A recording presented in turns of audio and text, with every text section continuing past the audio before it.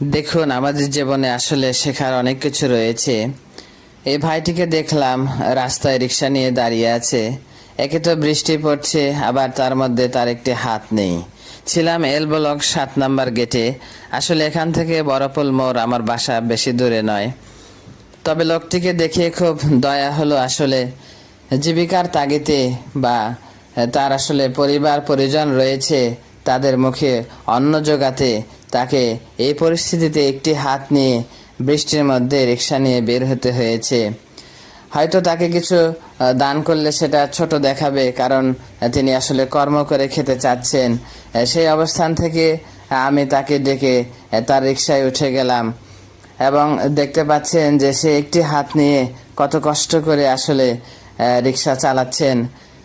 যুবক ভাইয়েরা যারা বেকার রয়েছেন, আসলে কোনো কাজই ছোট নয়।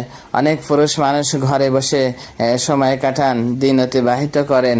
আসলে তাদের এই ভাইটিকে দেখে অনেক কিছু শিক্ষা অর্জন করতে পারবেন। আসলে কোনো কাজই ছোট নয়, যে কোনো কাজে নেমে পড়ুন, আল্লাহ তাআলা সফলতা দান করবেন ইনশাআল্লাহ। তো বড়পোল মোড়ে এসে আমি তার হাতে আসলে হাদিয়া স্বরূপ কিছু ভাড়ার অতিরিক্ত তার হাতে দিয়ে দিই। আসলে তার মুখে যে হাসি, যে আনন্দ দেখলাম, সেটি পৃথিবীর অন্য কোথাও খুঁজে পাওয়া যাবে না। আমি দূরে দাঁড়িয়ে দেখলাম যে লোকটি একটা আমের দোকান থেকে তার মনের মতো করে আম কিনে নিচ্ছে। আসলে হয়তো তার পরিবার পরিজনের জন্য দেখেন সে খাবার সংগ্রহ করছে। ধন্যবাদ, ভালো থাকবেন।